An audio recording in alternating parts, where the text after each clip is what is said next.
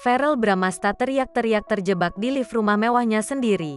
Verrell Bramasta sempat terkunci di dalam lift di rumah mewahnya sendiri. Verrell Bramasta belum lama ini mengabarkan jika dirinya telah terkunci di dalam lift. Awalnya kabar ini telah disampaikan Verrell Bramasta di akun Instagramnya pribadi.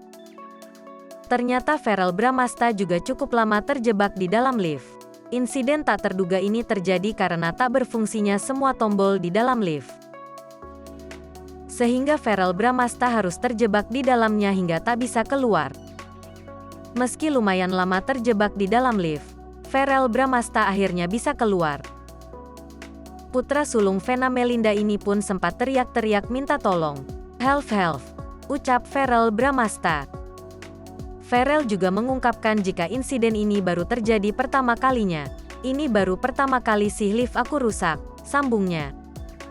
Mantan kekasih Natasha Wilona ini mengatakan jika lift yang berada di rumahnya rusak, lift tersebut tak langsung jatuh. "Emang benar kata orangnya, kalau liftnya rusak, lift ini nggak mungkin langsung jatuh.